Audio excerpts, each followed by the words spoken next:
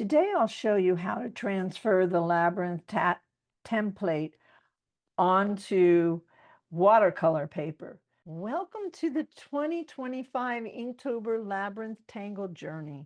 I've created a toolkit with the template, step outs, and beginner resources. Grab it with the link below. And if you want all the details about how this journey works, watch our intro video inside the playlist. I'll leave the link in the description and in the comments. How to transfer the Labyrinth template onto watercolor paper. Big difference. So in terms of paper, this is the paper that I chose to use this time. There's many different brands, and there are some key elements to the watercolor paper. A lot of people have asked me what size. I'm working on a 9x12 or a 12x9 paper. It's watercolor paper, it's cold press, and this is key. It's 100% cotton. If you plan on using watercolor as a background, choose 100% cotton watercolor paper. The weight and quality will keep your paper flat with minimal wrinkling once the water is added. When I did my first Labyrinth on, I did it on a 90-pound Canson mixed media paper. I wanted to see what really would happen, and it wrinkled a lot. So I do not recommend this. I recommend using a watercolor paper and 100% cotton and at least 140 pound. For transferring and drawing, I use a permanent ink pen, archival ink, and Micron is the favorite of the Zentangle community. I'm going to use an 03 to give it a little thicker line when I do the transfer. If you use another brand, be sure to test first. You don't want your outline to smudge once the watercolor is added. For transferring and drawing, use a permanent ink pen like a Micron. I'm using the 03.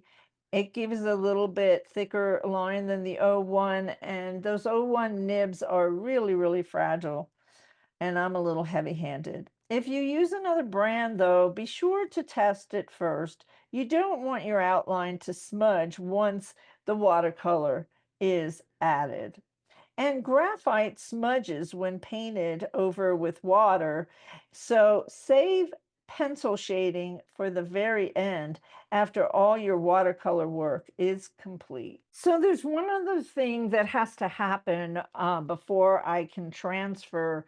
I need to get my paper. You see, this paper comes in a block, and the block is great unless you want to transfer a drawing and you have to take it off of the block. Now, I found this nifty little tool, and I will also have that in my supplies below, because here's what Meaden did. They show you how to open this, and at first I didn't see it, and I went and tried to peel it off the side, and that is not ideal. But at the top here, they have left a space so that you can insert this tool, and it will lift your paper, and you'll be able to separate it. I'm not going to have you see the entire thing of me separating, but you get the idea, and we'll come back once I've separated this paper. Now let's transfer the template. These are the supplies that I'm going to be using. I have, as I mentioned, the 03 Micron that I'll use to outline the template. Here's the template that I'm going to trace. And the paper, the watercolor paper that I am using for my Labyrinth. And I have a little light board, and this is really inexpensive, and it's very thin, lightweight, and it's been great for anything that is 9 by 12 or smaller, and that's mainly what I use.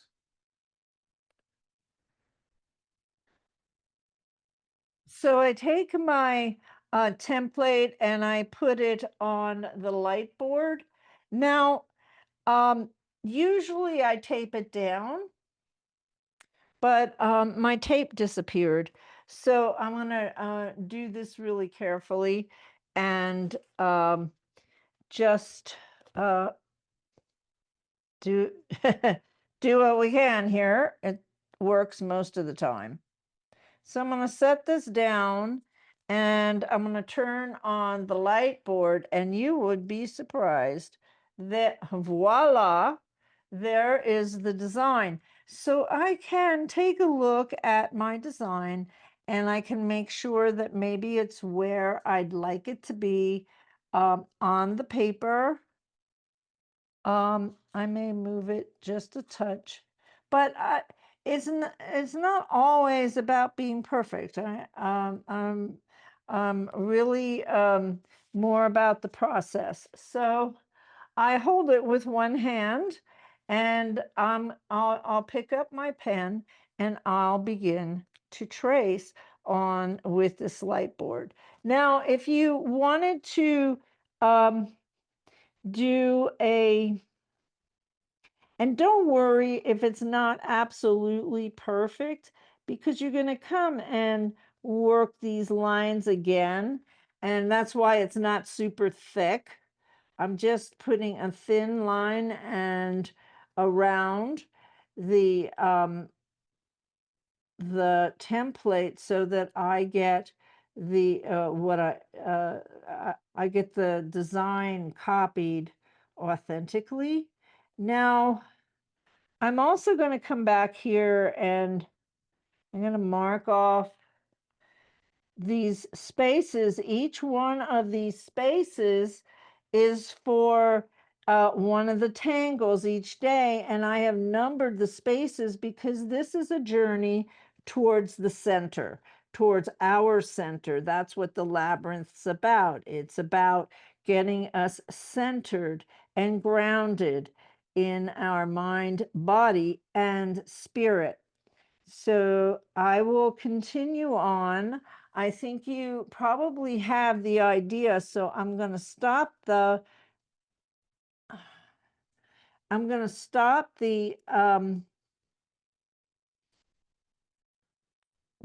recording right now and finish transferring and show you what the results are. So I just demonstrated how to use the light board. And if in case you're wondering about the light board, and maybe a lot of them are quite expensive, but these light boards that I got on Amazon for this size were $16 the last time I bought them, which was last year.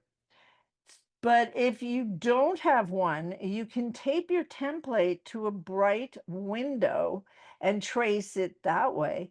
Or you can take the file to a copy center like Staples and have them print it directly onto your watercolor paper. And as you can see, that I have a clean labyrinth outline on my watercolor paper, the perfect foundation for adding your watercolor wash and tangles.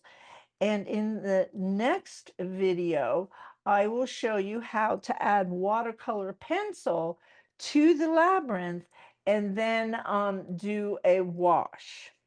If you enjoyed this video and you haven't grabbed your Inktober Labyrinth toolkit, it includes the template, the step outs, the supply list, and beginner-friendly resources. And if you'd like accountability and support, you can join us in our Creators Art Lab on meetups on Sunday during the month of October. Don't forget to subscribe and hit the bell so you never miss a daily tangle. Thanks for drawing with me today. I'll see you in the next video.